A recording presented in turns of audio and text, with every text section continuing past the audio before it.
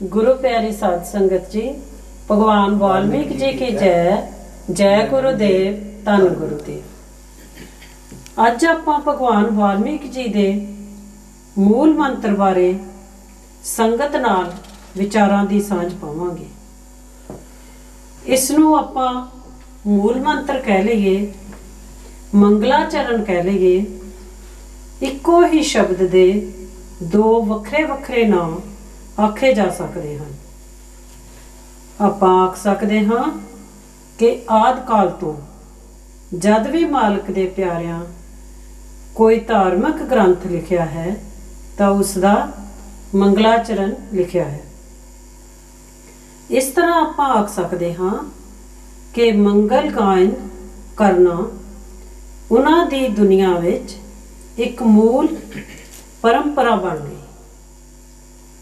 मंगलाचरण दे लफजी अर्थ हन अपने इष्ट देव दी आराधना करनी, अपने इष्ट देव दी पूजा करनी।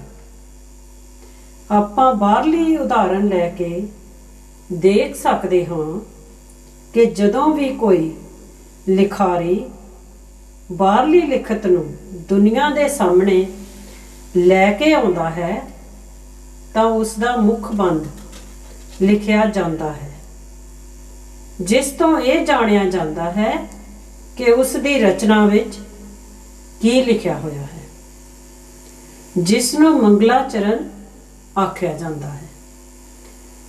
जेकर आपां सनातन धर्म वाल झाती मार के वेखीए तां उन्हां विच भी मंगलाचरण लिखिया जाता है। सनातन धर्म दे धार्मिक ग्रंथां विच मंगलाचरण लिखिया होया मिलेगा। गणेश जी दा ते जां फिर सरस्वती जी दा। उन्हां दे मत अनुसार इंसान नूं दो चीज़ां ही चाहीदियां हन, सिद्धि अते बुद्धि। सिद्धि दे अंदर दुनिया दी सारी ही धन दौलत आ जाती है अते बुद्धि दे अंदर ब्रह्मंड का ज्ञान।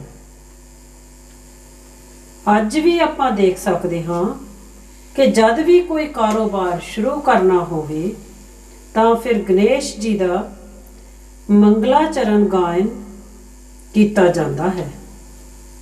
आपां भगवान वाल्मीकि जी दे मंगलाचरण जां मूल मंत्र बारे संगत नाल विचारां दी सांझ पावांगे ते इस मूल मंत्र दी विचार करन लई अज दे इस प्रोग्राम विच मेरे नाल हिस्सा ले रहे हैं भाई साहिब भाई बलजीत सिंह जी सोहता। भाई साहिब जी, भगवान वाल्मीकि जी की जय। भाई साहिब जी, जिस तरह आपां आख लईए कि महात्मा ने अपनी बाणी अंदर सच की गल की, गुरु घर की बाणी ले लीए। उन्होंने गुरु ग्रंथ साहिब जी की शुरुआत ही इत्थों की। आद सच जुगाद सच है भी सच, नानक होसी भी सच। गुरु साहिब दसदे हन कि उन्हां दे तजर्बे दे अंदर एक इहो जही चीज़ आई जो उन्हां तो पहलां भी सी, उन्हां दे समय विच भी सी अते अगे भी उसने रहना है। वो की है? वो है सच। गुरु साहिबान तो कोई 300 साल पहला शेख फरीद जी, जो कि एक मुसलमान घराने विच पैदा होए, बयान कर रहे हैं कि जिन्हां ने सच नूं जान लिया, मैं उन्हां दे पैरीं पैंदा हां।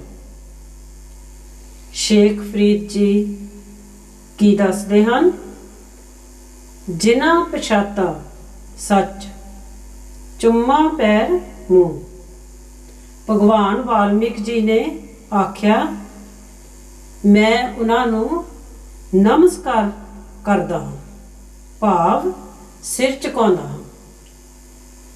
ਜਿਨ੍ਹਾਂ ਨੇ ਉਸ ਸੱਚ ਭਾਵ ਪਰਮਾਤਮਾ ਨੂੰ ਪਹਿਚਾਨ ਲਿਆ, ਭਾਈ ਸਾਹਿਬ ਜੀ, ਜਿਸ ਤਰ੍ਹਾਂ ਆਪਾਂ ਆਖ ਸਕਦੇ ਹਾਂ ਕਿ ਇੱਕ ਚੀਨੀ ਮਹਾਤਮਾ ਲਾਓ ਜੀ ਹੋਏ, ਕੋਈ ਚੌਥੀ ਸਦੀ ਵਿੱਚ ਉਹਨਾਂ ਨੇ ਸੱਚ ਦਾ ਸੁਨੇਹਾ ਦਿੱਤਾ।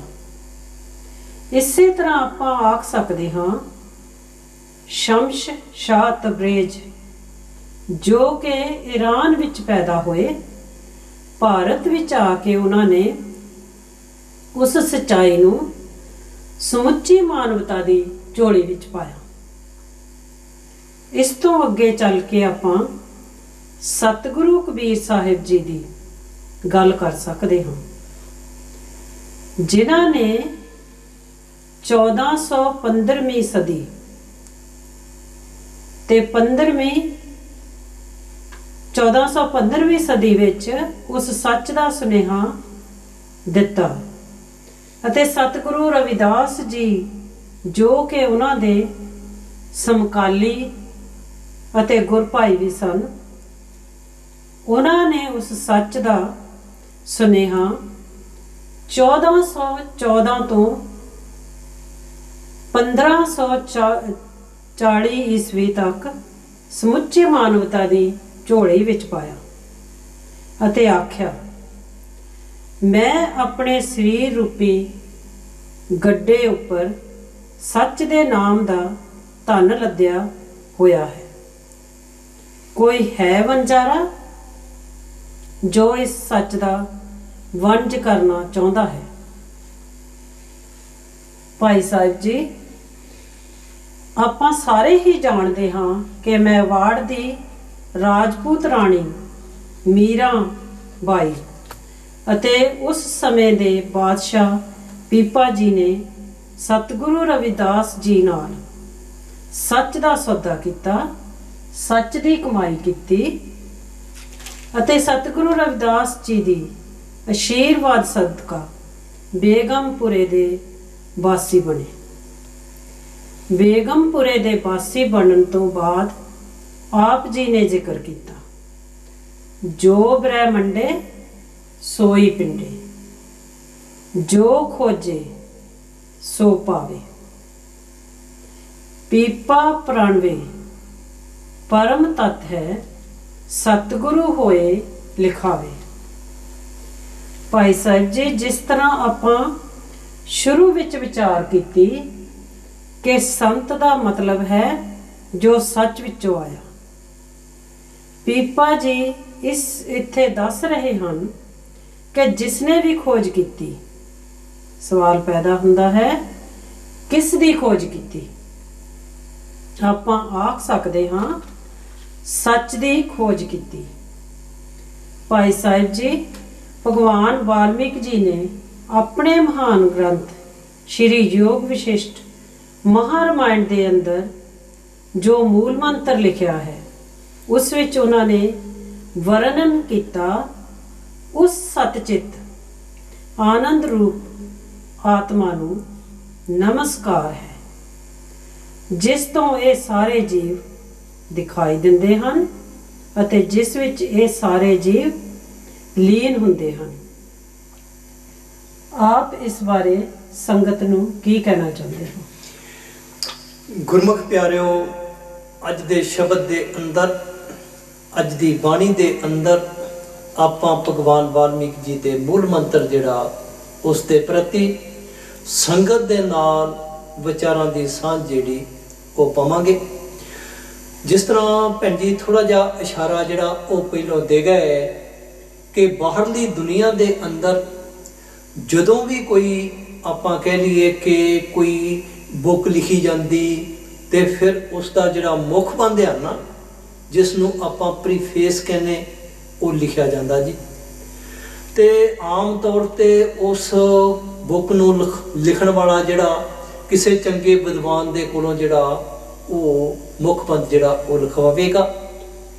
ਤੇ ਆਮ ਬਾਹਰਲੀ ਦੁਨੀਆ ਦੇ ਵਿੱਚ ਹੁੰਦਾ ਕਿ ਜਦੋਂ ਕੋਈ ਇਨਸਾਨ ਉਹ ਬੁੱਕ ਪੜ੍ਹਦਾ ਨਾ, ਤੇ ਫਿਰ ਜਿਹੜਾ ਮੁਖਬੰਦ ਆ, ਪ੍ਰੀਫੇਸ ਆ, ਉਹ ਸਭ ਤੋਂ ਪਹਿਲੇ ਪੜ੍ਹਦਾ, ਤਾਂ ਕਿ ਉਸ ਨੂੰ ਇਸ ਚੀਜ਼ ਦਾ ਪਤਾ ਲੱਗ ਸਕੇ ਕਿ ਬਈ ਇਸ ਬੁੱਕ ਦੇ ਅੰਦਰ ਕੀ ਲਿਖਿਆ, ਤੇ ਉਸ ਲਿਖਾਰੀ ਜਿਹੜਾ ਉਸਨੇ ਕਿਸ ਚੀਜ਼ ਨੂੰ ਜਿਹੜਾ ਵਰਣਨ ਕੀਤਾ, ਤਾਂ ਕਿ ਜਿਹੜੇ ਦੂਸਰੇ ਲੋਕ ਆ ਉਹ ਦੇਖ ਸਕਣ, ਭਾਵ ਉਸ ਤੋਂ ਜਿਹੜਾ ਉਹ ਸੇਧ ਜਿਹੜੀ ਉਹ ਲੈ ਸਕਣ।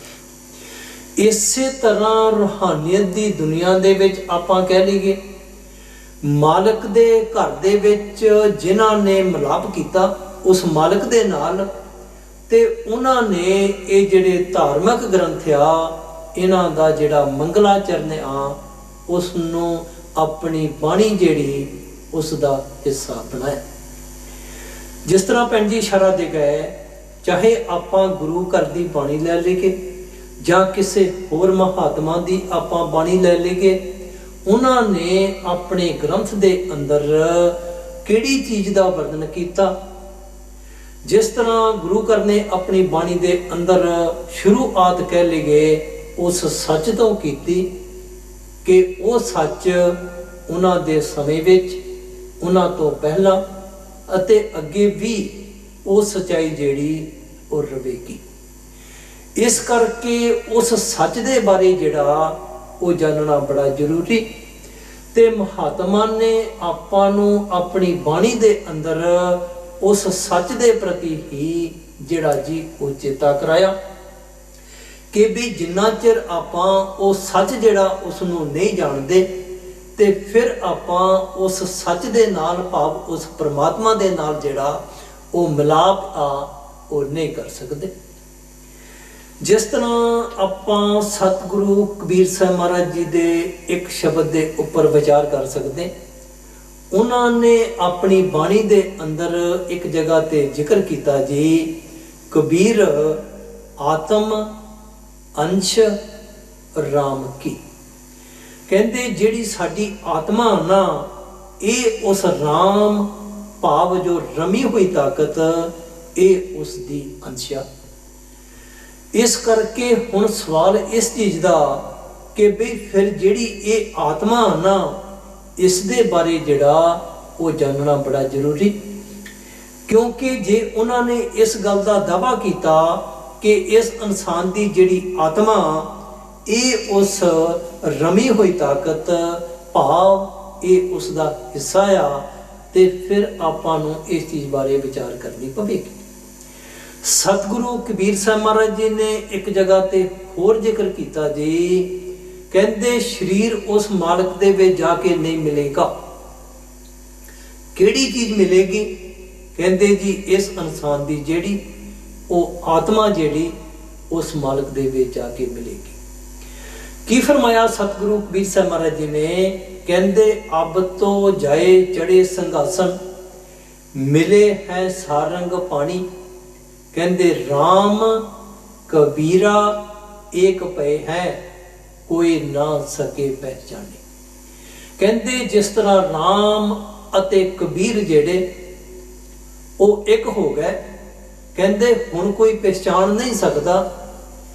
ਭਾਵ ਜਿਸ ਤਰ੍ਹਾਂ ਆਪਾਂ ਕਹਿ ਲਈਏ ਕਿ ਜੀ ਜਿਹੜਾ ਸਮੁੰਦਰ ਆ ਨਾ, ਤੇ ਫਿਰ ਜਿਹੜੇ ਸੰਤ ਜਨ ਆ, ਇਹ ਉਸ ਸਮੁੰਦਰ ਦੀ ਜਿਹੜੀ ਬੂੰਦ ਆ ਨਾ, ਉਹ ਆਖੀ ਜਾ ਸਕਦੀ। ਇਸ ਕਰਕੇ ਅੱਜ ਦੇ ਸ਼ਬਦ ਦੇ ਅੰਦਰ ਆਪਾਂ ਵਿਚਾਰ ਕਰਾਂਗੇ। ਜਿਸ ਤਰ੍ਹਾਂ ਮੈਂ ਬੇਨਤੀ ਕਰ ਰਿਹਾ ਕਿ ਮਹਾਤਮਾ ਨੇ ਆਪਾਂ ਨੂੰ ਚੇਤਾ ਕਰਾਇਆ ਕਿ ਬਈ ਸਰੀਰ ਜਿਹੜਾ ਉਹ ਇਸ ਇਨਸਾਨ ਦਾ ਉਸ ਮਾਲਕ ਦੇ ਘਰ ਵਿੱਚ ਜਿਹੜਾ ਉਹ ਨਹੀਂ ਜਾਵੇਗਾ। ਆਪਾਂ ਬਾਣੀ ਦੇ ਪ੍ਰਮਾਣ ਦੇ ਅਨੁਸਾਰ ਇਸ ਚੀਜ਼ ਨੂੰ ਜਾਣਨ ਦੀ ਕੋਸ਼ਿਸ਼ ਕਰਾਂਗੇ ਕਿ ਇਸ ਇਨਸਾਨੀ ਜਾਮੇ ਦੇ ਸਫ਼ਰ ਦੀਆਂ ਦੋ ਮੰਜ਼ਲਾਂ ਦੀ ਆਪਾਂ ਗੱਲ ਕਰ ਸਕਦੇ। ਇੱਕ ਸਫ਼ਰ ਉਹ ਆ ਜਿਹੜਾ ਇਸ ਇਨਸਾਨ ਦੇ ਸਰੀਰ ਦਾ ਸਫ਼ਰ ਜਿਹੜਾ ਉਹ ਆਖਿਆ ਜਾ ਸਕਦਾ। ਜਿਸ ਤਰ੍ਹਾਂ ਆਪਾਂ 30 ਸਾਲ ਦੀ ਗੱਲ ਕਰ ਲਈਏ, 40 ਸਾਲ ਦੀ ਗੱਲ ਕਰ ਲਈਏ, 60-70 ਸਾਲ ਦੀ ਗੱਲ ਕਰ ਲਈਏ। ਇੱਕ ਇਨਸਾਨ ਨੇ ਜਨਮ ਲਿਆ, ਬਚਪਨ ਆਇਆ, ਜਵਾਨੀ ਆਈ, ਬੁਢਾਪਾ ਆਇਆ ਅਤੇ ਅਖੀਰਲੇ ਸਮੇਂ ਤੇ ਇਹ ਇਨਸਾਨ ਜਿਹੜਾ ਸ਼ਮਸ਼ਾਨ ਘਾਟ ਦੇ ਉੱਪਰ ਪਹੁੰਚ ਗਿਆ। ਇਸ ਨੂੰ ਮਹਾਤਮਾ ਨੇ ਇਸ ਇਨਸਾਨ ਦੇ ਸਰੀਰ ਦਾ ਸਫ਼ਰ ਕਿਹਾ, ਇਸ ਦੇ ਤਨ ਦਾ ਸਫ਼ਰ ਕਿਹਾ। ਮਹਾਤਮਾ ਦੇ ਦੱਸਣ ਅਨੁਸਾਰ ਇਹ ਸਫ਼ਰ ਜਿਹੜਾ ਇਹ ਆਪਣੇ ਆਪ ਚੱਲੇਗਾ। ਦੂਸਰਾ ਸਫ਼ਰ ਜਿਹੜਾ ਉਹ ਇਸ ਇਨਸਾਨ ਦੀ ਜਿਹੜੀ ਆਤਮਾ ਨਾ, ਇਹ ਉਸ ਦੇ ਸਫ਼ਰ ਦੇ ਪ੍ਰਤੀ ਮਹਾਤਮਾ ਨੇ ਆਪਾਂ ਨੂੰ ਆਪਣੀ ਬਾਣੀ ਦੇ ਅੰਦਰ ਜਿਹੜਾ ਉਹ ਚੇਤਾ ਕਰਾਇਆ। ਇਸ ਵਿੱਚ ਕੋਈ ਸ਼ੱਕ ਨਹੀਂ ਕਿ ਵੀ ਆਪਾਂ ਇਸ ਚੀਜ਼ ਦੇ ਉੱਪਰ ਆਧਾਰਿਤ ਕਹਿ ਸਕਦੇ ਜਾਂ ਇਸ ਤਰ੍ਹਾਂ ਦੇ ਵਿਚਾਰ ਜਿਹੜੇ ਉਹ ਸੁਣ ਸਕਦੇ, ਤੇ ਉਹ ਵਿਚਾਰ ਸੁਣਦਿਆਂ ਇਸ ਇਨਸਾਨ ਦੀ ਬੁੱਧੀ ਦੇ ਉੱਪਰ ਇਹੋ ਜਿਹਾ ਅਸਰ ਹੋ ਜਾਂਦਾ ਕਿ ਵੀ ਸਾਰੀ ਜ਼ਿੰਦਗੀ ਜੋ ਮਰਜ਼ੀ ਕਰਦੇ ਰਹੀਏ, ਤੇ ਅਖੀਰਲੇ ਸਮੇਂ ਤੇ ਗ੍ਰੰਥੀ ਸਾਹਿਬਾਨ ਜਾਂ ਪਾਠੀ ਸਾਹਿਬਾਨ ਨੇ ਕਰ ਦੇਣੀ ਅਰਦਾਸ, ਤੇ ਇਸ ਨੇ ਉਸ ਮਾਲਕ ਦੇ ਚਰਨਾਂ ਦੇ ਵਿੱਚ ਜਿਹੜਾ ਉਹ ਨਿਵਾਸ ਕਰਦੇ। ਆਪਾਂ ਸੁਣਿਆ ਵੀ ਆ, ਤੇ ਸ਼ਮਸ਼ਾਨ ਘਾਟ ਦੇ ਉੱਪਰ ਜਾ ਕੇ ਕਈ ਵਾਰੀ ਆਪਾਂ ਇਹੋ ਜਿਹੇ ਸ਼ਬਦ ਜਿਹੜੇ ਉਹ ਵਰਤੇ ਜਾਂਦੇ ਦੇਖਦੇ ਵੀ ਆ ਕਿ ਕੁੱਲ ਮਾਲਕ ਇਸ ਨੂੰ ਆਪਣੇ ਚਰਨਾਂ ਦੇ ਵਿੱਚ ਨਿਵਾਸਦਾ। ਗੱਲ ਆਪਾਂ ਆਤਮਾ ਦੀ ਕਰ ਰਹੇ ਹਾਂ। ਸਰੀਰ ਨਹੀਂ ਜਾਵੇਗਾ, ਸਰੀਰ ਇੱਥੇ ਰਹਿ ਜਾਏਗਾ, ਲੇਕਿਨ ਮਹਾਤਮਾ ਦੇ ਦੱਸਣ ਦੇ ਅਨੁਸਾਰ ਆਤਮਾ ਵੀ ਉਸ ਮਾਲਕ ਦੇ ਘਰ ਵਿੱਚ ਨਿਵਾਸ ਨਹੀਂ ਕਰੇਗੀ। ਕਿਉਂ ਨਹੀਂ ਕਰੇਗੀ? ਇਸ ਕਰਕੇ ਨਹੀਂ ਕਰੇਗੀ ਕਿ ਜਿੰਨਾ ਚਿਰ ਇਸ ਦੇ ਕਰਮਾਂ ਦਾ ਭੁਗਤਾਨ ਕਹਿ ਲਈਏ, ਕਿਉਂਕਿ ਇਹ ਇੱਕ ਅਸੂਲ ਆ ਜਿਸ ਨੂੰ ਆਪਾਂ ਇਹ ਕਹਿ ਸਕਦੇ ਕਿ ਬਈ ਉਸ ਮਾਲਕ ਨੇ ਆਪ ਇੱਕ ਕਾਨੂੰਨ ਬਣਾਇਆ, ਵਿਧਾਨ ਬਣਾਇਆ, ਤੇ ਜੇਕਰ ਆਪਾਂ ਉਸ ਵਿਧਾਨ ਅਨੁਸਾਰ ਨਹੀਂ ਚੱਲਾਂਗੇ ਤੇ ਫਿਰ ਗੱਲ ਜਿਹੜੀ ਉਹ ਨਹੀਂ ਬਣ ਸਕਦੀ। ਆਪਾਂ ਵਿਚਾਰ ਕਰ ਰਹੇ ਭਗਵਾਨ ਵਾਲਮੀਕ ਜੀ ਦੀ ਬਾਣੀ ਦੇ ਅਨੁਸਾਰ, ਜਿਸ ਤਰ੍ਹਾਂ ਉਹਨਾਂ ਨੇ ਆਪਣੀ ਬਾਣੀ ਦੇ ਅੰਦਰ ਇਸ ਚੀਜ਼ ਦਾ ਜ਼ਿਕਰ ਕੀਤਾ ਕਿ ਸਫੇਦ ਵਸਤਰ ਉੱਪਰ ਕੇਸਰ ਦਾ ਰੰਗ ਜਿਹੜਾ ਉਹ ਛੇਤੀ ਚੜ ਜਾਂਦਾ। ਹੁਣ ਇਹ ਸਫੇਦ ਵਸਤਰ ਕੀ ਆ? ਇਸ ਇਨਸਾਨ ਦੀ ਆਤਮਾ ਜਿਹੜੀ, ਭਗਵਾਨ ਵਾਲਮੀਕ ਜੀ ਨੇ ਉਸ ਨੂੰ ਸਫੇਦ ਵਸਤਰ ਆਖਿਆ, ਤੇ ਰੰਗ ਆਪਾਂ ਕਿਸ ਚੀਜ਼ ਦਾ ਚੜਾਉਣਾ? ਭਗਵਾਨ ਵਾਲਮੀਕ ਜੀ ਦੱਸਦੇ ਕਿ ਬਈ ਕੇਸਰ ਦਾ ਰੰਗ ਚੜਾਉਣਾ, ਭਾਵ ਕਿ ਜੇਕਰ ਇਸ ਇਨਸਾਨ ਦੀ ਜਿਹੜੀ ਆਤਮਾ ਨਾ ਉਹ ਗੰਦੀ ਆ, ਮੈਲੀ ਆ, ਤੇ ਫਿਰ ਉਸ ਪ੍ਰਮਾਤਮਾ ਦੇ ਵਿੱਚ ਇਹ ਨਿਵਾਸ ਨਹੀਂ ਕਰ ਸਕੇਗੀ। ਇਸ ਕਰਕੇ ਉਸ ਆਤਮਾ ਦੀ ਗੱਲ ਕਰਦੇ ਹੋਏ ਭਗਵਾਨ ਵਾਲਮੀਕ ਜੀ ਨੇ ਆਪਣਾ ਮੂਲ ਮੰਤਰ ਕਹਿ ਲਓ, ਉਸ ਦੇ ਅੰਦਰ ਉਸ ਸੱਚ ਦਾ ਸੁਨੇਹਾ ਆਪਾਂ ਨੂੰ ਦਿੱਤਾ, ਤੇ ਕਹਿੰਦੇ ਜੀ ਕਿ ਮੈਂ ਉਸ ਆਤਮਾ ਜਿਹੜੀ ਆ ਉਸ ਨੂੰ ਨਮਸਕਾਰ ਕਰਦਾ।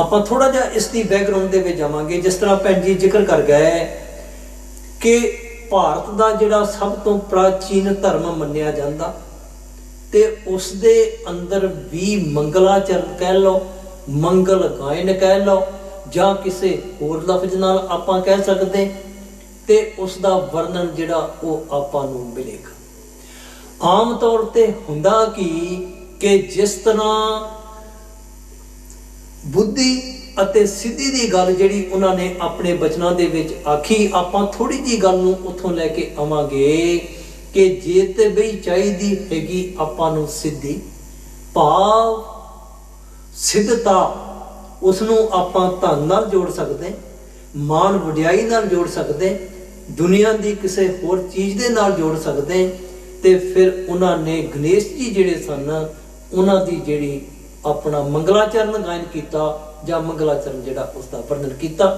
ਤੇ ਅੱਜ ਵੀ ਮੈਂ ਬੇਨਤੀ ਕਰਾਂ ਕਿ ਉਹ ਮੰਗਲਾਚਰਨ ਜਿਹੜਾ ਉਹ ਹੋ ਰਿਹਾ, ਤੇ ਜੇਕਰ ਕਿਸੇ ਇਨਸਾਨ ਨੇ ਆਪਣੀ ਬੁੱਧੀ ਦੀ ਆਪਾਂ ਗੱਲ ਕਰ ਲਈਏ, ਉਸ ਦੀ ਖਾਸ਼ ਰੱਖ ਕੇ ਉਸ ਦੀ ਅਰਾਧਨਾ ਕੀਤੀ, ਤੇ ਇਹ ਸਰਸਵਤੀ ਜਿਹੜੀ ਜਿਸ ਨੂੰ ਬ੍ਰਹਮਾ ਜੀ ਦੀ ਲੜਕੀ ਆਖਿਆ ਜਾਂਦਾ, ਤੇ ਉਸ ਦਾ ਅਰਾਧਨ ਕੀਤਾ, ਭਾਵ ਉਸ ਦਾ ਮੰਗਲਾ ਗਾਇਨ ਕੀਤਾ, ਉਸ ਦਾ ਮੰਗਲਾਚਰਨ ਕੀਤਾ। ਲੇਕਿਨ ਇਹਨਾਂ ਦੇ ਮੰਗਲਾਚਰਨ ਕਰਨ ਦੇ ਵਿੱਚ ਅਤੇ ਭਗਵਾਨ ਵਾਲਮੀਕ ਜੀ ਦੇ ਮੰਗਲਾਚਰਨ ਲਿਖਣ ਦੇ ਵਿੱਚ ਜਿਹੜਾ ਉਹ ਆਪਾਂ ਨੂੰ ਜਿਹੜਾ ਉਹ ਫਰਕ ਨਜ਼ਰ ਆਵੇਗਾ, ਕਿਉਂਕਿ ਭਗਵਾਨ ਵਾਲਮੀਕ ਜੀ ਨੇ ਮੰਗਲਾਚਰਨ ਭਗਵਾਨ ਵਾਲਮੀਕ ਜੀ ਨੇ ਮੂਲ ਮੰਤਰ ਜਿਹੜਾ ਲਿਖਿਆ, ਉਹਨਾਂ ਨੇ ਉਸ ਕੁੱਲ ਮਾਲਕ ਅਕਾਲ ਪੁਰਖ ਦੇ ਸੰਬੰਧ ਦੇ ਵਿੱਚ ਉਸ ਦਾ ਜਿਹੜਾ ਉਹ ਵਰਣਨ ਕੀਤਾ। ਜਿਸ ਤਰ੍ਹਾਂ ਆਪਾਂ ਗੁਰੂ ਘਰ ਦੀ ਗੱਲ ਵੀ ਜਿਹੜੀ ਉਹ ਕਰ ਗਏ। ਹੁਣ ਸਵਾਲ ਇਸ ਚੀਜ਼ ਦਾ ਕਿ ਦੇਖੋ ਜੀ, ਮਾਲਕ ਦੇ ਘਰ ਦੇ ਵਿੱਚ ਕਿਹੜੀ ਚੀਜ਼ ਜਿਹੜੀ ਉਹ ਜਾਵੇਗੀ? ਆਤਮਾ ਜਾਵੇਗੀ। ਇਸ ਕਰਕੇ ਭਗਵਾਨ ਵਾਲਮੀਕ ਜੀ ਨੇ ਆਤਮਾ ਦਾ ਜ਼ਿਕਰ ਜਿਹੜਾ ਉਹ ਆਪਣੀ ਬਾਣੀ ਦੇ ਅੰਦਰ ਜਿਹੜਾ ਉਹ ਕਰ ਦਿੱਤਾ।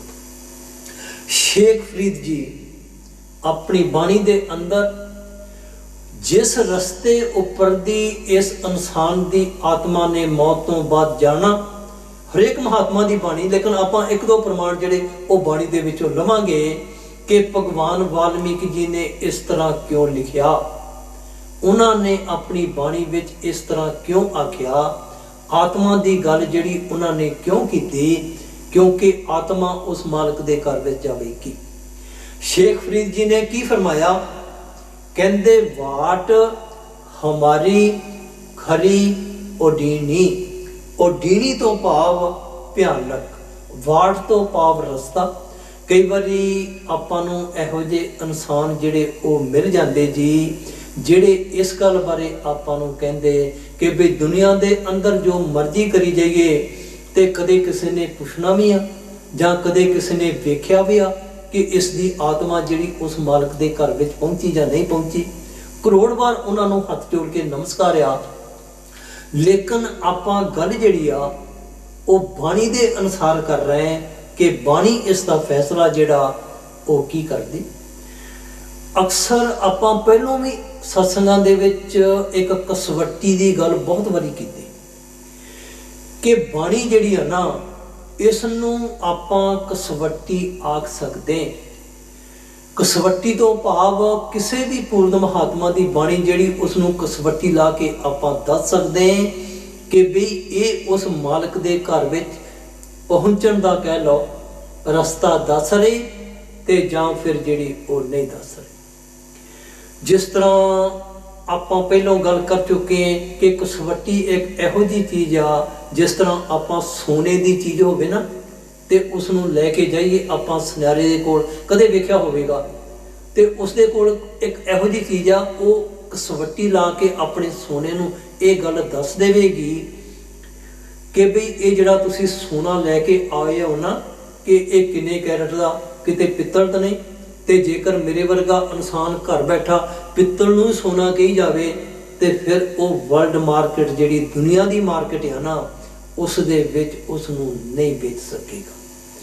ਆਪਾਂ ਬਾਣੀ ਨੂੰ ਕਸਵੱਟੀ ਦੀ ਗੱਲ ਕਰ ਰਹੇ, ਘਰ ਬੈਠੇ ਜੋ ਮਰਜ਼ੀ ਕਹੀ ਜਾਈਏ, ਲੇਕਿਨ ਜਦੋਂ ਉਸ ਬਾਣੀ ਨੂੰ ਦੂਸਰੇ ਉਹਨਾਂ ਮਹਾਤਮਾ ਦੇ ਨਾਲ ਆਪਾਂ ਕੰਪੇਅਰ ਕਰਾਂਗੇ, ਉਹਨਾਂ ਦੀ ਮਾਰਕੀਟ ਵਿੱਚ ਲੈ ਕੇ ਜਾਵਾਂਗੇ, ਫਿਰ ਆਪਾਂ ਇਸ ਗੱਲ ਨੂੰ ਆਖ ਸਕਦੇ ਹਾਂ ਕਿ ਵੀ ਉਹਨਾਂ ਮਹਾਤਮਾ ਦੀ ਬਾਣੀ, ਪੂਰਨ ਮਹਾਤਮਾ ਦੀ ਬਾਣੀ ਆਪਾਂ ਨੂੰ ਉਹ ਸੱਚ ਦੇ ਨਾਲ ਜਿਹੜਾ ਉਹ ਜੁੜਨ ਵਾਸਤੇ ਜਿਹੜਾ ਉਹ ਉਪਦੇਸ਼ ਕਰ ਰਿਹਾ।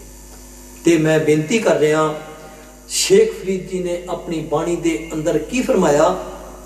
ਕਹਿੰਦੇ ਵਾਟ ਹਮਾਰੀ ਖਰੀ ਉਡੀਨੀ, ਖੰਨਿਓ ਤਿੱਖੀ ਬਹੁਤ ਪਈਣੀ।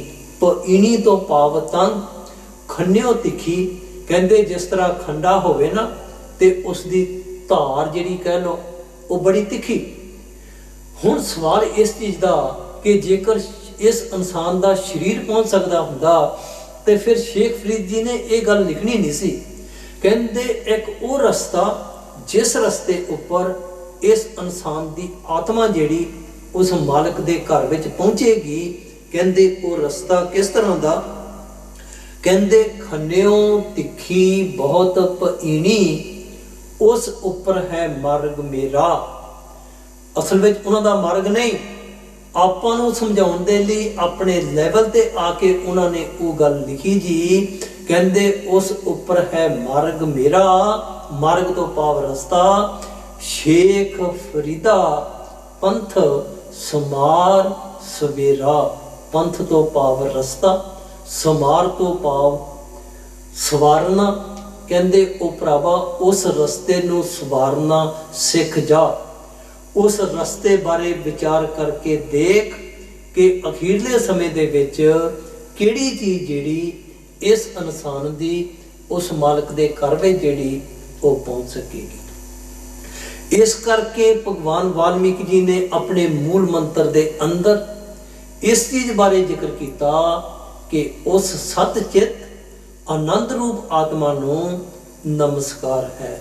कहंदे मैं उस आत्मा नूं नमस्कार करदा, क्यों करदा? इस करके करदा कि बई वो परमात्मा दी जिहड़ी वो अंश है। एक प्रमाण, एक जां दो प्रमाण आपां बाणी दे विचों होर लवांगे कि की किसे होर महात्मा ने भी इस तरह की गल जिहड़ी वो अपनी बाणी दे अंदर लिखी है जी। कई बारी जिस तरह मैं बेनती की, आपां कदे किसे नाल जिहड़ा वो टकरार नहीं करांगे, किसे नाल आपां नूं कोई हक नहीं कि भी किसी के विचारां नूं जिहड़ा वो आपां थले लैके आ सकीए। सतगुरु इन्हां ने शेख फरीद जी ने अपनी बाणी अंदर एक जगह ते होर लिखिया जी, कहंदे 3.5 मन देहरी, देहरी तो भाव इस इंसान दी देही, चले पानी अन आयो बंदा दुनी विच वत असुनी पा। कहंदे ये इंसान इस दुनिया दे अंदर आया। शेख फरीद जी अपनी बाणी दे अंदर जिक्र कर रहे, कहंदे मलकल मौत जा आवसी, मलकल कहंदे मौत दा फरिश्ता। कदे किसी ने देखा कि भी किसी इंसान दा शरीर जिहड़ा वो फरिश्ता जिहड़ा वो चक के लेके गया? नहीं। मलकल मौत जा आवसी सब दरवाजे भन, तिना प्यारियां भाइयां आगे दिता बन। देखो बंदा चलिया चौहों जने आंदे कन, फरीदा अमल जे कीतो दुनी विच तां दरगे आवेगा।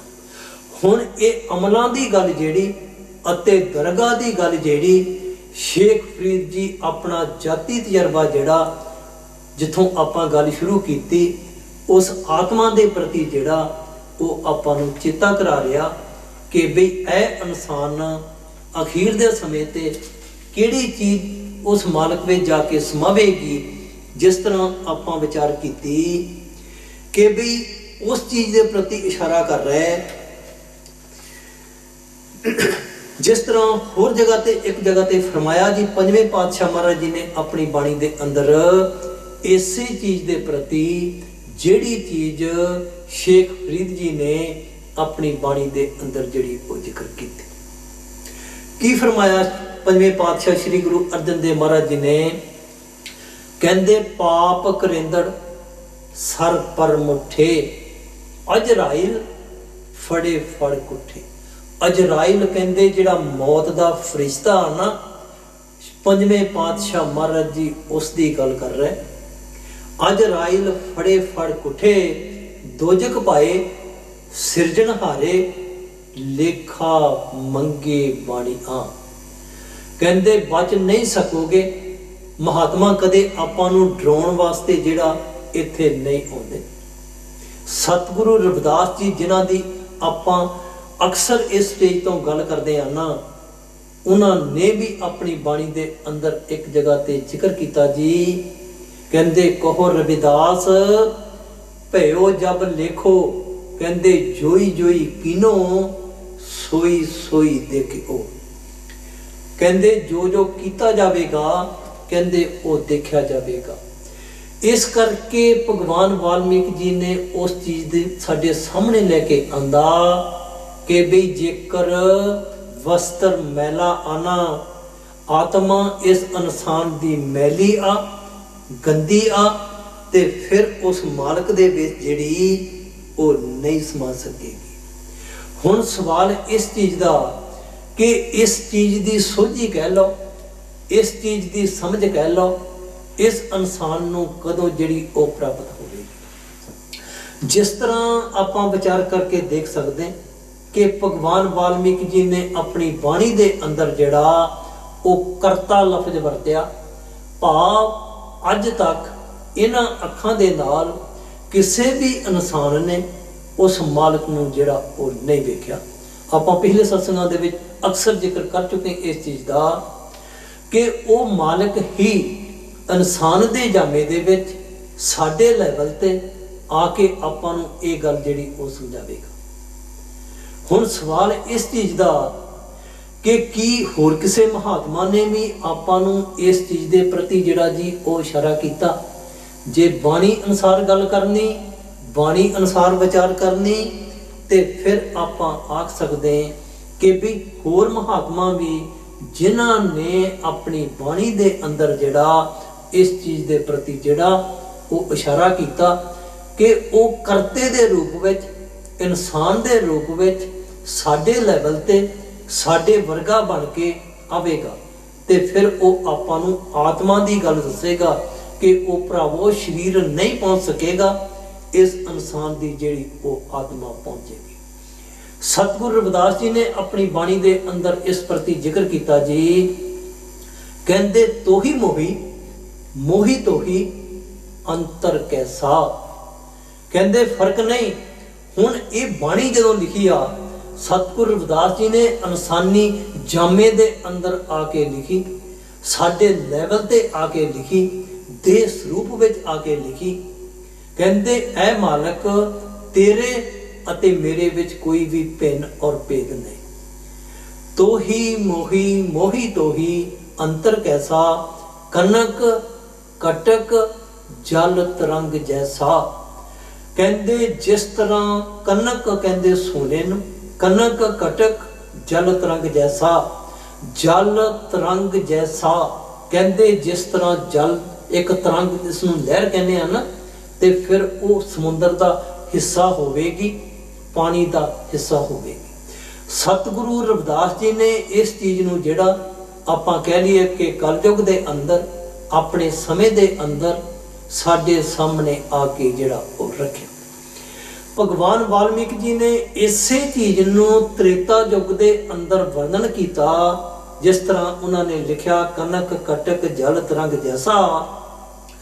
ਭਗਵਾਨ ਵਾਲਮੀਕ ਜੀ ਨੇ ਆਪਣੀ ਬਾਣੀ ਦੇ ਅੰਦਰ ਸ਼੍ਰੀ ਜੋਗ ਵਿਸ਼ਿਸ਼ਟ ਮਹਾਰਾਮਾਇਣ ਦੇ ਅੰਦਰ ਬਹੁਤ ਜਗ੍ਹਾ ਤੇ ਇਸ ਚੀਜ਼ ਬਾਰੇ ਜ਼ਿਕਰ ਕੀਤਾ ਕਿ ਸੋਨਾ ਅਤੇ ਸੋਨੇ ਦੀਆਂ ਜਿਹੜੀਆਂ ਵਸਤਾਂ ਨਾ, ਉਹਨਾਂ ਦੇ ਵਿੱਚ ਕੋਈ ਵੀ ਭਿੰਨ ਔਰ ਭੇਦ ਨਹੀਂ। ਦੱਸਣ ਤੋਂ ਕੀ ਭਾਵ ਕਿ ਉਹ ਮਾਲਕ ਦੇ ਪਿਆਰੇ ਇਨਸਾਨ ਦੇ ਜਾਮੇ ਵਿੱਚ ਇਨਸਾਨੀ ਜਾਮਾ ਧਾਰਨ ਕਰਕੇ ਇਸ ਸੰਸਾਰ ਦੇ ਅੰਦਰ ਆ ਕੇ ਤੇ ਇੱਕ ਕਰਤੇ ਦਾ ਰੂਪ ਜਿਹੜਾ ਉਸ ਨੂੰ ਦੱਸਣ ਵਾਸਤੇ ਆਉਣਗੇ।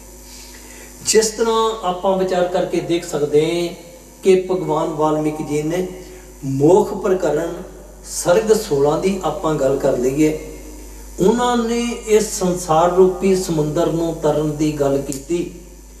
ਇਸ ਸੰਸਾਰ ਰੂਪੀ ਸਮੁੰਦਰ ਚੋਂ ਕਿਸ ਤਰ੍ਹਾਂ ਪਾਰ ਹੋਇਆ ਜਾ ਸਕਦਾ, ਉਸ ਦੀ ਗੱਲ ਕੀਤੀ। ਜਿਸ ਤਰ੍ਹਾਂ ਉਹਨਾਂ ਨੇ ਜ਼ਿਕਰ ਕੀਤਾ ਕਿ ਸੰਸਾਰ ਸਮੁੰਦਰ ਨੂੰ ਪਾਰ ਉਤਾਰਨ ਵਾਲੇ ਸੰਤ ਜਨ ਹਨ। ਇਸ ਕਰਕੇ ਭਗਵਾਨ ਵਾਲਮੀਕ ਜੀ ਨੇ ਆਪਣੀ ਬਾਣੀ ਕਹਿ ਲਓ, ਆਪਣਾ ਮੂਲ ਮੰਤਰ ਕਹਿ ਲਓ, ਜਿੱਥੋਂ ਸ਼ੁਰੂ ਕੀਤਾ ਕਿ ਮੈਂ ਉਸ ਸਤ ਚਿੱਤ ਆਨੰਦ ਰੂਪ ਆਤਮਾ ਨੂੰ ਨਮਸਕਾਰ ਕਰਦਾ ਹਾਂ। ਆਤਮਾ ਦੀ ਗੱਲ ਕਰ ਲਓ, ਜਾਂ ਆਪਾਂ ਇਸ ਗੱਲ ਨੂੰ ਕਹਿ ਸਕਦੇ ਹਾਂ ਕਿ ਵੀ ਇਸ ਨੂੰ ਜਾਣਿਆ ਕਿਸ ਤਰ੍ਹਾਂ ਜਾ ਸਕਦਾ। ਕਹਿੰਦੇ ਵੀ ਫਿਰ ਉਹ ਕਰਤੇ ਦੇ ਰੂਪ ਦੇ ਵਿੱਚ ਇਸ ਸੰਸਾਰ ਦੇ ਅੰਦਰ ਆਵੇਗਾ। ਇਸ ਕਰਕੇ ਸੰਤ ਮਹਾਤਮਾ ਜਦੋਂ ਵੀ ਆਪਾਂ ਨੂੰ ਬਾਣੀ ਦੇ ਰਾਹੀਂ ਦੱਸਣਾ ਚਾਹੁੰਦੇ ਤੇ ਫਿਰ ਉਹ ਸਾਡੇ ਲੈਵਲ ਤੇ ਆ ਕੇ ਜਿਹੜੀ ਉਹ ਇਸ ਚੀਜ਼ ਦੀ ਗੱਲ ਕਰਦੇ ਕਿ ਬਈ ਸੱਚ ਕੀ ਆ। ਜਿਸ ਤਰ੍ਹਾਂ ਭੈਣ ਜੀ ਜ਼ਿਕਰ ਕਰ ਗਏ, ਚਾਹੇ ਆਪਾਂ ਸ਼ਮਸ ਸ਼ਾਹ ਤਬਰੇਜ਼ ਦੀ ਗੱਲ ਕਰ ਲਈਏ, ਮੌਲਾਨਾ ਰੂਮ ਦੀ ਗੱਲ ਕਰ ਲਈਏ, ਖਵਾਜਾ ਹਾਫਿਜ਼ ਦੀ ਗੱਲ ਕਰ ਲਈਏ, ਸ਼ੇਖ ਫਰੀਦ ਜੀ ਦੀ ਗੱਲ ਕਰ ਲਈਏ, ਜਾਂ ਫਿਰ ਗੁਰੂ ਸਾਹਿਬਾਨ ਤੋਂ ਪਹਿਲਾਂ ਜਿਸ ਤਰ੍ਹਾਂ ਤ੍ਰੇਤਾ ਯੁੱਗ ਦੇ ਵਿੱਚ ਭਗਵਾਨ ਵਾਲਮੀਕ ਜੀ ਦੀ ਗੱਲ ਕਰ ਲਈਏ, ਉਹਨਾਂ ਨੇ ਉਸ ਸੱਚਾਈ ਨੂੰ, ਉਸ ਸੱਚ ਤੱਕ ਪਹੁੰਚਣਾ ਜਿਹੜਾ ਉਸ ਦੇ ਪ੍ਰਤੀ ਆਪਣੀ ਬਾਣੀ ਦੇ ਅੰਦਰ ਜਿਹੜਾ ਉਹ ਜ਼ਿਕਰ ਕੀਤਾ। ਭਾਈ ਸਾਹਿਬ ਜੀ, ਆਪ ਜੀ ਨੇ ਕਾਫੀ ਵਿਸਥਾਰ ਵਿੱਚ ਬਿਆਨ ਕੀਤਾ ਕਿ ਪਰਮਾਤਮਾ ਸੱਚ ਹੈ ਅਤੇ ਮਨੁੱਖ ਦੀ ਮੰਜ਼ਿਲ ਵੀ ਸੱਚ ਹੈ। ਉਸ ਸੱਚ ਤੱਕ ਕਿਸ ਤਰੀਕੇ ਨਾਲ ਪਹੁੰਚਣਾ ਆਪਾਂ ਨੂੰ ਉਹ ਹੀ ਦੱਸ ਸਕਦਾ ਹੈ ਜੋ ਉਸ ਸੱਚ ਵਿੱਚੋਂ ਆਇਆ ਹੋਵੇ, ਭਾਵ ਉਸ ਸੱਚ ਬਾਰੇ ਜਿਸ ਦਾ ਆਪਣਾ ਜਾਤੀ ਤਜਰਬਾ ਹੈ ਜਾਂ ਅਨੁਭਵ ਹੈ ਜਾਂ ਐਕਸਪੀਰੀਅੰਸ ਹੈ। ਮਹਾਤਮਾ ਦੇ ਦੱਸਣ ਅਨੁਸਾਰ ਝੂਠ ਦੀ ਦੀਵਾਰ ਨੂੰ ਖਤਮ ਕਰ ਦਈਏ, ਸੱਚ ਤੱਕ ਇਹ ਇਨਸਾਨ ਆਪਣੇ ਆਪ ਹੀ ਪਹੁੰਚ ਜਾਵੇਗਾ। ਮਾਲਕ ਦੇ ਪਿਆਰੇ ਇੱਥੇ ਆ ਕੇ ਉਸ ਝੂਠ ਦੀ ਦੀਵਾਰ ਨੂੰ ਖਤਮ ਕਰਨ ਦਾ ਹੀ ਉਪਦੇਸ਼ ਦਿੰਦੇ ਹਨ। ਜਿਸ ਤਰ੍ਹਾਂ ਆਪਾਂ ਆਖ ਲਈਏ ਕਿ ਸੰਸਾਰ ਦਾ ਜ਼ਿਕਰ ਕਰਨ ਨਾਲੋਂ ਸੰਸਾਰ ਦਾ ਗਿਆਨ ਹੋਣਾ ਜ਼ਰੂਰੀ ਹੈ। ਪਾਣੀ ਲਫ਼ਜ਼ ਕੋਈ ਹੋਰ ਚੀਜ਼ ਹੈ, ਪਾਣੀ ਦੇ ਗੁਣ ਕੋਈ ਹੋਰ ਚੀਜ਼ ਹਨ। ਕਿਸੇ ਵੀ ਚੀਜ਼ ਦੀ ਮਹਾਨਤਾ ਉਸ ਦੇ ਗੁਣਾਂ ਉੱਪਰ ਖੜੀ ਹੈ। ਪਸ਼ੂ ਜਗਤ ਦੀ ਗੱਲ ਕਰ ਲਈਏ, ਉਹਨਾਂ ਨੂੰ ਸੋਨੇ ਦਾ ਕੋਈ ਵੀ ਗਿਆਨ ਨਹੀਂ। ਇਸ ਕਰਕੇ ਸੋਨੇ ਦੀ ਹੋਂਦ ਪਸ਼ੂ ਜਗਤ ਵਿੱਚ ਨਹੀਂ। ਇਸੇ ਤਰ੍ਹਾਂ ਹੀ ਸੰਤ ਦੀ ਹੋਂਦ ਉਸ ਦੇ ਗੁਣਾਂ ਕਰਕੇ, ਉਸ ਦੇ ਗਿਆਨ ਕਰਕੇ ਹੈ। ਜਿਸ ਤਰ੍ਹਾਂ ਆਪਾਂ ਬਾਹਰਲੀ ਉਦਾਹਰਣ ਲੈ ਕੇ ਦੇਖ ਸਕਦੇ ਹਾਂ ਕਿ ਆਪਾਂ ਕਦੇ ਬਿਮਾਰ ਹੋ ਜਾਈਏ ਤਾਂ ਕੀ ਕਰਦੇ ਹਾਂ? ਆਪਣੇ ਜੀਪੀ ਪਾਸ ਜਾਂਦੇ ਹਾਂ ਜਾਂ ਉਸ ਦੇ ਕਹਿਣ ਅਨੁਸਾਰ ਹਸਪੀਟਲ ਜਾਂਦੇ ਹਾਂ। ਜੀਪੀ ਕੀ ਕਰਦਾ ਹੈ? ਸਾਨੂੰ ਚੈੱਕਅਪ ਤੋਂ ਬਾਅਦ ਦਵਾਈ ਲਿਖ ਕੇ ਦੇ ਦਿੰਦਾ। ਇਸ ਦਾ ਭਾਵ ਇਹ ਹੋਇਆ ਕਿ ਜੀਪੀ ਨੂੰ ਸਾਡੇ ਸਰੀਰ ਬਾਰੇ ਗਿਆਨ ਹੈ, ਨੌਲੇਜ ਹੈ। ਪੁਰਾਣੇ ਸਮੇਂ ਵਿੱਚ ਸਰੀਰ ਦਾ ਗਿਆਨ ਰੱਖਣ ਵਾਲੇ ਨੂੰ ਵੈਦ ਜਾਂ ਹਕੀਮ ਆਖਦੇ ਸਨ। ਜਿਸ ਨੂੰ ਇਸ ਇਨਸਾਨ ਦੇ ਸਰੀਰ ਭਾਵ ਤਨ ਦਾ ਗਿਆਨ ਪ੍ਰਾਪਤ ਸੀ। ਤਨ ਤੋਂ ਬਾਅਦ ਆਪਾਂ ਆਪਣੇ ਮਨ ਦੀ ਗੱਲ ਕਰ ਸਕਦੇ ਹਾਂ। ਆਪਾਂ ਸਾਰੇ ਹੀ ਜਾਣਦੇ ਹਾਂ ਕਿ ਸਾਡਾ ਸਰੀਰ ਜੜ ਹੈ, ਜਿਸ ਨੂੰ ਭਗਵਾਨ ਵਾਲਮੀਕ ਜੀ ਨੇ ਆਪਣੀ ਬਾਣੀ ਅੰਦਰ ਅਸਥੂਲ ਆਖਿਆ। ਹੁਣ ਜੋ ਇਸ ਇਨਸਾਨ ਦਾ ਮਨ ਹੈ ਉਹ ਸਥੂਲ ਹੈ, ਭਾਵ ਸੂਖਸ਼ਮ ਹੈ, ਜਿਸ ਨੂੰ ਆਪਾਂ ਆਪਣੀਆਂ ਅੱਖਾਂ ਨਾਲ ਨਹੀਂ ਦੇਖ ਸਕਦੇ। ਹੁਣ ਜੋ ਮਨੋ ਵਿਗਿਆਨਕ ਹਨ ਉਹ ਕੀ ਕਰਦੇ ਹਨ? ਇਸ ਮਨ ਦੇ ਸੁਭਾਅ ਤੋਂ ਵਾਕਫ ਹਨ। ਜਿਸ ਤਰ੍ਹਾਂ ਸਮੁੰਦਰ ਵਿੱਚ ਕੰਮ ਕਰਨ ਵਾਲੇ ਸਮੁੰਦਰ ਵਿੱਚ ਜੋ ਉਤਰਾਅ ਚੜ੍ਹਾਅ ਆਉਂਦੇ ਹਨ ਉਸ ਤੋਂ ਵਾਕਫ ਹੁੰਦੇ ਹਨ। ਉਹਨਾਂ ਮਨੋਵਿਗਿਆਨਕਾਂ ਨੂੰ ਮਨੀਸ਼ ਵੀ ਆਖਿਆ ਜਾਂਦਾ। ਤੀਸਰੀ ਕਲਾਸ ਵਿੱਚ ਉਹ ਆ ਜਾਂਦੇ ਹਨ ਜਿਨ੍ਹਾਂ ਨੂੰ ਆਤਮਾ ਦਾ ਗਿਆਨ ਹੈ, ਅਤੇ ਆਤਮਾ ਦਾ ਗਿਆਨ ਹੀ ਇਸ ਇਨਸਾਨ ਦੇ ਜੀਵਨ ਦਾ ਲਕਸ਼ ਹੈ, ਮੰਤਵ ਹੈ, ਏਮ ਹੈ, ਮਨੋਰਥ ਹੈ। ਜਿਸ ਤਰ੍ਹਾਂ ਭਗਵਾਨ ਵਾਲਮੀਕ ਜੀ ਨੇ ਆਪਣੇ ਮੂਲ ਮੰਤਰ ਵਿੱਚ ਜ਼ਿਕਰ ਕੀਤਾ ਕਿ ਸਤ ਚਿੱਤ ਆਨੰਦ ਰੂਪ ਆਤਮਾ ਨੂੰ ਮੇਰਾ ਨਮਸਕਾਰ ਹੈ। ਆਪਾਂ ਵਿਚਾਰ ਕੀਤੀ ਕਿ ਵੈਦ ਜੋ ਸਰੀਰ ਭਾਵ ਤਨ ਦਾ ਗਿਆਨ ਰੱਖਦਾ ਹੈ ਉਸ ਦੇ ਪਾਸ ਮਨ ਦਾ ਗਿਆਨ ਨਹੀਂ ਹੈ। ਜੋ ਮਨ ਦਾ ਗਿਆਨ ਰੱਖਦਾ ਹੈ ਉਸ ਦੇ ਪਾਸ ਤਨ ਦਾ ਗਿਆਨ ਨਹੀਂ ਹੈ। ਜੋ ਸੰਤ ਹੈ ਉਹ ਆਤਮ ਗਿਆਨੀ ਹੈ। ਉਸ ਦੇ ਪਾਸ ਸਾਡੇ ਤਨ ਭਾਵ ਸਰੀਰ ਅਤੇ ਮਨ ਦਾ ਗਿਆਨ ਵੀ ਹੈ।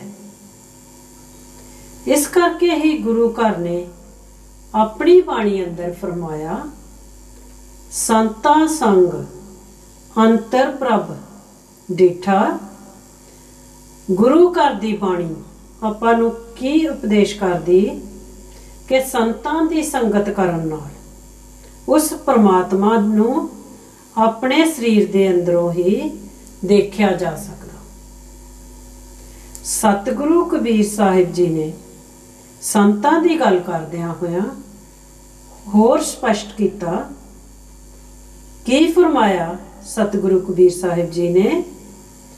ਸੰਤਾਂ ਕੀ ਕੋ ਮਤ ਕੋਈ ਨਿੰਦੋ, ਸੰਤ ਰਾਮ ਹੈ ਏਕੋ। ਸਤਿਗੁਰੂ ਕਬੀਰ ਸਾਹਿਬ ਜੀ ਦੱਸਦੇ ਹਨ ਕਿ ਸੰਤ ਅਤੇ ਰਾਮ ਇੱਕ ਹੀ ਹਨ। ਰਾਮ ਤੋਂ ਭਾਵ ਦਸ਼ਰਥ ਦਾ ਬੇਟਾ ਨਹੀਂ, ਸਗੋਂ ਰਮੀ ਹੋਈ ਤਾਕਤ ਹੈ। ਇਸ ਕਰਕੇ ਬਾਣੀ ਦੀ ਕਸਵੱਟੀ ਅਨੁਸਾਰ ਆਪਾਂ ਆਖ ਸਕਦੇ ਹਾਂ ਕਿ ਸੰਤ ਸਰੀਰ ਦੀ ਕਿਰਿਆ ਵੀ ਜਾਣਦਾ, ਉਹ ਸਾਡੇ ਮਨ ਦੇ ਸੁਭਾਅ ਨੂੰ ਵੀ ਜਾਣਦਾ। ਹਰ ਮਨੁੱਖ ਦਾ ਭਵਿੱਖ ਕੀ ਹੈ ਉਹ ਇਸ ਬਾਰੇ ਵੀ ਜਾਣਦਾ। ਆਪਾਂ ਆਖ ਸਕਦੇ ਹਾਂ ਕਿ ਉਸਨੇ ਜੀਵਨ ਦੀ ਸਿਖਰਤਾ ਨੂੰ ਲੱਭ ਲਿਆ। ਇਸੇ ਕਰਕੇ ਹੀ ਭਗਵਾਨ ਵਾਲਮੀਕ ਜੀ ਨੇ ਆਪਣੀ ਬਾਣੀ ਅੰਦਰ ਫਰਮਾਇਆ, ਉਹ ਹੀ ਤਰੇ ਹਨ ਜਿਨ੍ਹਾਂ ਨੂੰ ਸੰਤਾਂ ਦੀ ਸੰਗਤ ਪ੍ਰਾਪਤ ਹੋਈ। ਭਾਈ ਸਾਹਿਬ ਜੀ, ਸਮਾਂ ਆਪਣੀ ਰਫ਼ਤਾਰ ਨਾਲ ਤੁਰਿਆ ਜਾ ਰਿਹਾ। ਆਪਾਂ ਸੰਗਤ ਨਾਲ ਇਸ ਵਿਸ਼ੇ ਸੰਬੰਧੀ ਵੀ ਵਿਚਾਰ ਕਰਾਂਗੇ ਕਿ ਜਿਸ ਤਰ੍ਹਾਂ ਆਪਾਂ ਹੁਣ ਤੱਕ ਇਹ ਵਿਚਾਰ ਕਰ ਚੁੱਕੇ ਹਾਂ ਕਿ ਸੰਤ ਕਿਸ ਅਵਸਥਾ ਦਾ ਮਾਲਕ ਹੈ। ਜਿਸ ਤਰ੍ਹਾਂ ਭਾਈ ਸਾਹਿਬ ਜੀ ਸੰਤਾਂ ਦੀ ਗੱਲ ਕਰਦੇ ਹੋਏ ਭਗਵਾਨ ਵਾਲਮੀਕ ਜੀ ਨੇ ਫਰਮਾਇਆ, ਸੰਤ ਜਨ ਸੰਸਾਰ ਸਮੁੰਦਰ ਨੂੰ ਪਾਰ ਉਤਾਰਨ ਵਿੱਚ ਪੁੱਲ ਦੇ ਸਮਾਨ ਹਨ। ਆਪ ਸੰਗਤ ਨੂੰ ਇਸ ਬਾਰੇ ਕੀ ਕਹਿਣਾ ਚਾਹੁੰਦੇ ਹੋ? ਗੁਰਮੁਖ ਪਿਆਰਿਓ, ਜਿਸ ਤਰ੍ਹਾਂ ਅੱਜ ਦੇ ਸ਼ਬਦ ਦੇ ਅੰਦਰ ਆਪਾਂ ਭਗਵਾਨ ਵਾਲਮੀਕ ਜੀ ਦੇ ਮੂਲ ਮੰਤਰ ਦੇ ਸੰਬੰਧ ਵਿੱਚ ਗੱਲ ਕਰ ਰਹੇ ਅਤੇ ਭੈਣ ਜੀ ਕੋਈ 2-3 ਉਦਾਹਰਨਾਂ ਜਿਹੜੀਆਂ ਉਹ ਬਾਣੀ ਦੇ ਵਿੱਚੋਂ ਜਿਹੜੀਆਂ ਉਹ ਦੇ ਗਏ। ਜਿਸ ਤਰ੍ਹਾਂ ਉਹਨਾਂ ਨੇ ਜ਼ਿਕਰ ਕੀਤਾ ਕਿ ਗੁਰੂ ਘਰ ਦੀ ਬਾਣੀ ਜਿਹੜੀ ਉਹ ਇਸ ਚੀਜ਼ ਬਾਰੇ ਇਸ਼ਾਰਾ ਕਰਦੀ ਕਿ ਸੰਤਾਂ ਸੰਗ ਅੰਤਰ ਪ੍ਰਭ ਡੀਠਾ। ਕਹਿੰਦੇ ਸੰਤਾਂ ਦਾ ਸੰਗ ਕਰਨ ਦੇ ਨਾਲ ਇਸ ਇਨਸਾਨ ਦੀ ਜਿਹੜੀ ਅਵਸਥਾ ਉਹ ਕਹਿੰਦੇ ਕਿਸ ਤਰ੍ਹਾਂ ਦੀ ਬਣ ਜਾਵੇਗੀ। ਕਹਿੰਦੇ ਬਾਹਰੋਂ ਨਹੀਂ, ਆਪਣੇ ਅੰਦਰੋਂ ਹੀ ਉਹ ਪ੍ਰਮਾਤਮਾ ਜਿਹੜਾ ਉਸ ਨੂੰ ਉਹ ਦੇਖ ਸਕਦੇ। ਦੂਸਰੀ ਚੀਜ਼ ਭੈਣ ਜੀ ਜ਼ਿਕਰ ਕਰ ਗਏ, ਸਤਿਗੁਰੂ ਕਬੀਰ ਸਾਹਿਬ ਮਹਾਰਾਜ ਜੀ ਦਾ ਮੁੱਖ ਵਾਕ ਇੱਕ ਉਹਨਾਂ ਨੇ ਲਿਆ, ਸੰਤਾਂ ਕੋ ਮਤ ਕੋਈ ਨਿੰਦੋ, ਸੰਤ ਰਾਮ ਹੈ ਏਕੋ। ਕਹਿੰਦੇ ਸੰਤ ਅਤੇ ਰਾਮ ਦੇ ਵਿੱਚ ਕੋਈ ਵੀ ਭਿੰਨ ਔਰ ਭੇਦ ਜਿਹੜਾ ਉਹ ਨਹੀਂ ਆਖਿਆ ਜਾ ਸਕਦਾ।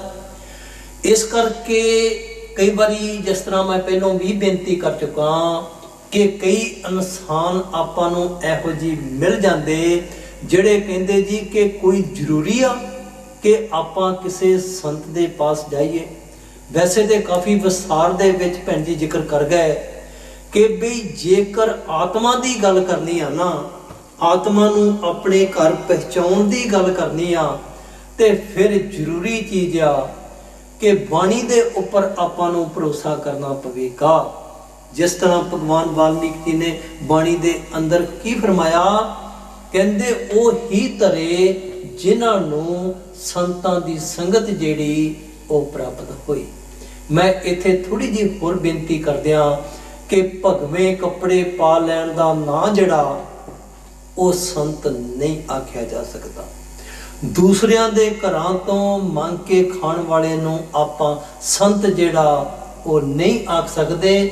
ਬਾਣੀ ਦੀ ਸਿੱਖਿਆ ਦੇ ਅਨੁਸਾਰ ਉਸ ਦੀ ਇਹ ਵਿਸ਼ੇਸ਼ਤਾ ਹੋਵੇਗੀ, ਇਹ ਵਡਿਆਈ ਹੋਵੇਗੀ ਕਿ ਬਈ ਉਹ ਹੱਕ ਹਲਾਲ ਦੀ ਕਮਾਈ ਕਰੇਗਾ ਅਤੇ ਆਪਣੀ ਸੰਗਤ ਨੂੰ ਜਿਹੜਾ ਉਹ ਹੱਕ ਹਲਾਲ ਦੀ ਕਮਾਈ ਕਰਨ ਦਾ ਜਿਹੜਾ ਉਹ ਉਪਦੇਸ਼ ਦੇਵੇਗਾ। ਉਸ ਦਾ ਪਹਿਲਾ ਗੁਣ ਜਿਹੜਾ ਉਹ ਇਹ ਹੋਵੇਗਾ।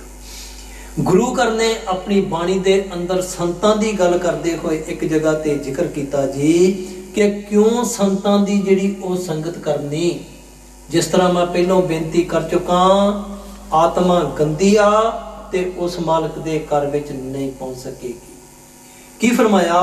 ਕਹਿੰਦੇ ਮਹਿਮਾ ਸਾਧੂ ਸੰਗ ਕੀ ਸੁਣੋ ਮੇਰੇ ਮੀਤਾ। ਆ ਗੁਰੂ ਘਰ ਦੀ ਬਾਣੀ ਆ ਜੀ। ਕਹਿੰਦੇ ਐ ਮੇਰੇ ਮਿੱਤਰ, ਐ ਮੇਰੇ ਭਰਾ, ਕਹਿੰਦੇ ਸੋਚ ਵਿਚਾਰ ਕਰ ਕਿਉਂ ਸੰਤਾਂ ਦੀ ਸੰਗਤ ਕਰਨੀ। ਕਹਿੰਦੇ ਮਹਿਮਾ ਸਾਧੂ ਸੰਗ ਕੀ ਸੁਣੋ ਮੇਰੇ ਮੀਤਾ। ਮੈਲ ਖੋਈ ਕੋਟ ਅਗ ਹਰੇ, ਕੋਟ ਤੋਂ ਪਾਪ ਕਰੋੜ, ਅਗ ਤੋਂ ਪਾਪ ਹਰੇ ਤੋਂ ਪਾਪ ਖਤਮ ਹੋ ਗਏ, ਨਿਰਮਲ ਪੈ ਚੀਤਾ। ਕਹਿੰਦੇ ਇਸ ਇਨਸਾਨ ਦਾ ਚਿੱਤ ਕਹਿ ਲਓ ਪਵਿੱਤਰ ਨਹੀਂ।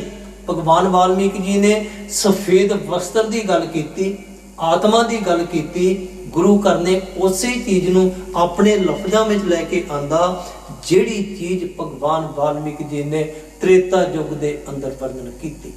ਮੈਂ ਬੇਨਤੀ ਕਰਾਂ, ਜੋ ਸੰਦੇਸ਼ ਆ, ਜੋ ਉਪਦੇਸ਼ ਆ, ਉਹ ਹਰੇਕ ਮਹਾਤਮਾ ਦੀ, ਪੂਰਨ ਮਹਾਤਮਾ ਦੀ ਬਾਣੀ ਦੇ ਅੰਦਰ ਇੱਕ ਆਖਿਆ ਜਾ ਸਕਦਾ। ਸਿੱਖ ਧਰਮ ਦੇ ਵੇਦ ਵਿਆਸ ਭਾਈ ਗੁਰਦਾਸ ਜੀ ਨੇ ਆਪਣੀ ਬਾਣੀ ਦੇ ਅੰਦਰ ਸੰਤਾਂ ਦੀ ਗੱਲ ਕਰਦੇ ਹੋਏ ਇੱਕ ਜਗ੍ਹਾ ਤੇ ਜ਼ਿਕਰ ਕੀਤਾ ਜੀ। ਵਾਰ ਨੰਬਰ 23 ਪੌੜੀ ਨੰਬਰ 4 ਦੇ ਵਿੱਚ ਉਹਨਾਂ ਨੇ ਜ਼ਿਕਰ ਕੀਤਾ। ਅਸੀਂ ਤੇ ਅਜੇ ਇਹੋ ਹੀ ਸੋਚ ਰਹੇ ਹਾਂ ਕਿ ਵੀ ਸੰਤਾਂ ਦੀ ਸੰਗਤ ਕਰੀਏ ਜਾਂ ਨਾ ਕਰੀਏ, ਕਿਸੇ ਦੇਹਧਾਰੀ ਦੀ ਆਪਾਂ ਗੱਲ ਕਰ ਸਕਦੇ ਹਾਂ। ਤੇ ਆ ਭਾਈ ਗੁਰਦਾਸ ਜੀ ਜਿਨ੍ਹਾਂ ਨੂੰ ਸਿੱਖ ਧਰਮ ਦੇ ਵੇਦ ਵਿਆਸ ਆਖਿਆ ਜਾਂਦਾ ਤੇ ਉਹਨਾਂ ਦੀ ਬਾਣੀ ਜਿਹੜੀ ਉਸ ਨੂੰ ਗੁਰੂ ਗ੍ਰੰਥ ਸਾਹਿਬ ਦੀ ਪੂੰਜੀ ਆਖਿਆ ਜਾਂਦਾ, ਆਪਣੀ ਵਾਰ ਦੇ ਵਿੱਚ ਉਹਨਾਂ ਨੇ ਜ਼ਿਕਰ ਕੀਤਾ। ਕਹਿੰਦੇ ਚਲ ਲੋਂਦਕ ਹੋਏ ਸੁਰਸਰੀ। ਕਹਿੰਦੇ ਸੁਰਸਰੀ ਜਿਸ ਤਰ੍ਹਾਂ ਗੰਗਾ ਨਾ, ਆ ਇੱਕ ਮਿਥਿਆ, ਇਸ ਨੂੰ ਆਪਾਂ ਸਕੰਦ ਪੁਰਾਣ 'ਚ ਦੇਖ ਸਕਦੇ ਹਾਂ ਔਰ ਸ਼੍ਰੀਮਦ ਭਗਵਤ ਪੁਰਾਣ ਵਿੱਚ ਵੀ ਵੇਖ ਸਕਦੇ। ਗੰਗਾ ਦਾ ਜਨਮ ਜਿਹੜਾ ਉਹ ਕਿੱਥੋਂ ਹੋਇਆ, ਉਹ ਉਹਦੀ ਗੱਲ ਕਰ ਰਿਹਾ ਕਿ ਬ੍ਰਹਮਾ ਜੀ ਦੇ ਕਰਮੰਡਲ ਦਾ ਜਲ, ਵਿਸ਼ਨੂੰ ਜੀ ਦੇ ਚਰਨ ਉਹਨਾਂ ਨੇ ਧੋਏ ਤੇ ਉਹ ਜਿਹੜਾ ਵਿਸ਼ਨੂੰ ਜੀ ਦੇ ਚਰਨਾਂ ਦਾ ਜਲ ਸੀ ਉਹ ਸ਼ਿਵ ਜੀ ਦੀਆਂ ਜੜਾਵਾਂ ਦੇ ਵਿੱਚ ਪਿਆ। ਤੇ ਇੱਕ ਮਿੱਥ ਆ ਕਿ ਬਈ ਸ਼ਿਵ ਜੀ ਦੀਆਂ ਜੜਾਵਾਂ ਦੇ ਵਿੱਚੋਂ ਗੰਗਾ ਜਿਹੜੀ ਸੀ ਉਸ ਦਾ ਜਨਮ ਹੋਇਆ। ਭਾਈ ਗੁਰਦਾਸ ਜੀ ਨੇ ਉੱਥੋਂ ਗੱਲ ਲੈ ਕੇ ਆਂਦੀ। ਕਹਿੰਦੇ ਚਰਨ ਨੰਦਕ ਹੋਏ ਸੁਰਸਰੀ, ਤਜ ਬੇਕੁੰਠ ਧਰਤ ਤੇ ਆਈ। ਕਹਿੰਦੇ ਉਹ ਸਵਰਗਾਂ ਨੂੰ ਛੱਡ ਕੇ ਧਰਤੀ ਤੇ ਆ ਗਈ। 900 ਨਦੀ 99 68 ਤੀਰਥ ਅੰਗ ਸਮਾਈ।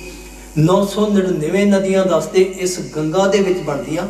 ਮਹਾਦੇਵ ਲੈ ਸੀ ਚੜਾਈ ਭਾਵ ਕਿ ਸ਼ਿਵ ਜੀ ਦੀਆਂ ਜੜਾਵਾਂ ਦੇ ਵਿੱਚੋਂ ਆਈ। ਦੇਵੀ ਦੇਵ ਸਰੇਵ ਦੇ ਜੈ ਜੈਕਾਰ ਵੱਡੀ ਵਡਿਆਈ। ਸਣ ਗੰਗਾ ਬੈਕੁੰਠ ਲੱਖ ਲੱਖ ਬੈਕੁੰਠ ਨਾਥ ਲਿਵ ਲਾਈ।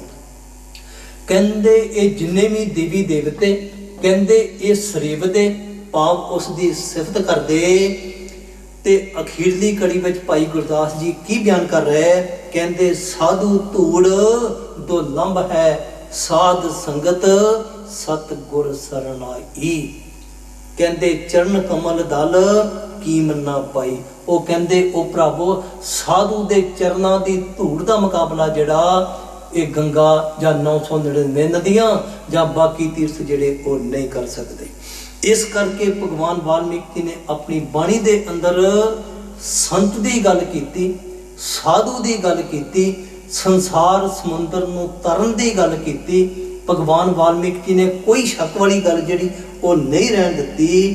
ਕਹਿੰਦੇ ਜਿਸ ਨੇ ਸਤਸੰਗ ਰੂਪੀ ਸਰੋਵਰ ਵਿੱਚ ਇਸ਼ਨਾਨ ਕੀਤਾ ਉਸ ਨੂੰ ਫਿਰ ਤਪ ਦਾਨ ਆਦਿ ਸਾਧਨਾ ਨਾਲ ਕੋਈ ਵੀ ਲਗਾਵ ਜਿਹੜਾ ਉਹ ਨਹੀਂ ਰਹਿੰਦਾ। ਲਗਾਵ ਤੋਂ ਭਾਵ ਕਹਿੰਦੇ ਸੰਬੰਧ ਨਹੀਂ ਰਹੇਗਾ। ਇਸ ਕਰਕੇ ਭਗਵਾਨ ਵਾਲਮੀਕ ਜੀ ਨੇ ਕੀ ਫਰਮਾਇਆ? ਕਹਿੰਦੇ ਮੈਂ ਇਹੋ ਜਿਹੀ ਚੀਜ਼ ਤੁਹਾਨੂੰ ਦੱਸਦਾ, ਕਹਿੰਦੇ ਜਿਹੜੀ ਬਈ ਸਾਧੂ ਦੀ ਸੰਗਤ ਤੋਂ ਬਗੈਰ ਆਪਾਂ ਨੂੰ ਪ੍ਰਾਪਤ ਜਿਹੜੀ ਉਹ ਨਹੀਂ ਹੋ ਸਕਦੀ। ਗੁਰਮੁਖ ਪਿਆਰਿਓ, ਕਿਸੇ ਵੀ ਚੀਜ਼ ਦੀ ਮਹਾਨਤਾ ਉਸ ਦੀ ਸਮਝ ਉੱਪਰ ਖੜੀ ਹੈ। ਜੇਕਰ ਬਾਣੀ ਸਮਝ ਵਿੱਚ ਨਹੀਂ ਪਈ ਤਾਂ ਫਿਰ ਆਪਾਂ ਇਸ ਤੋਂ ਫਾਇਦਾ ਨਹੀਂ ਉਠਾ ਸਕਦੇ। ਪਸ਼ੂ ਜਗਤ ਵਿੱਚ ਸੋਨੇ ਦੀ ਕੋਈ ਵੀ ਕੀਮਤ ਨਹੀਂ ਆਖੀ ਜਾ ਸਕਦੀ। ਗੁਰੂ ਘਰ ਨੇ ਫਰਮਾਇਆ ਚੌਣੇ ਸੋਨਾ ਪਾਈਏ, ਚੁਗ ਚੁਗ ਖਾਵੇ ਘਾਸ। ਜੇਕਰ ਪਸ਼ੂਆਂ ਨੂੰ ਖਾਣੇ ਵਿੱਚ ਸੋਨੇ ਦੀਆਂ ਮੋਹਰਾਂ ਪਾ ਦਈਏ ਤਾਂ ਫਿਰ ਉਹ ਘਾਹ ਹੀ ਖਾਣਗੇ। ਇਸ ਕਰਕੇ ਗੁਰਮੁਖ ਪਿਆਰਿਓ, ਸਮੁੰਦਰ ਵਿੱਚੋਂ ਹੀਰੇ ਅਤੇ ਜਵਾਹਰਾਤ ਪ੍ਰਾਪਤ ਕਰਨ ਲਈ ਸਮੁੰਦਰ ਦੀ ਡੂੰਘਾਈ ਵਿੱਚ ਜਾਣਾ ਪਵੇਗਾ। ਇਸ ਇਨਸਾਨ ਨੇ ਖੋਜਿਆ ਤਾਂ ਬਹੁਤ ਕੁਝ, ਤੇ ਮਾਲਕ ਨੇ ਖੋਜਣ ਦੀ ਬੁੱਧੀ ਵੀ ਇਸ ਨੂੰ ਦਿੱਤੀ ਹੈ। ਖੋਜ ਕਰਕੇ ਇਸ ਨੇ ਹਵਾਈ ਜਹਾਜ਼ ਬਣਾਏ, ਮਹੀਨਿਆਂ ਦਾ ਸਫ਼ਰ ਇਸ ਨੇ ਘੰਟਿਆਂ ਵਿੱਚ ਤੈਅ ਕਰਨਾ ਸਿੱਖ ਲਿਆ। ਕਪਾਹ ਨੂੰ ਸਵਾਰ ਕੇ ਇਸ ਨੇ ਕੱਪੜੇ ਬਣਾਉਣੇ ਸਿੱਖ ਲਏ। ਭਗਵਾਨ ਵਾਲਮੀਕ ਜੀ ਦਇਆ ਕਰਨ, ਆਪਾਂ ਬਾਣੀ ਦੀ ਖੋਜ ਕਰਕੇ ਆਪਣਾ ਜਨਮ ਸਫਲ ਕਰ ਸਕੀਏ। ਭਗਵਾਨ ਵਾਲਮੀਕ ਜੀ ਕੀ ਜੈ। ਜੈ ਗੁਰਦੇਵ। ਧੰਨ ਗੁਰੂ।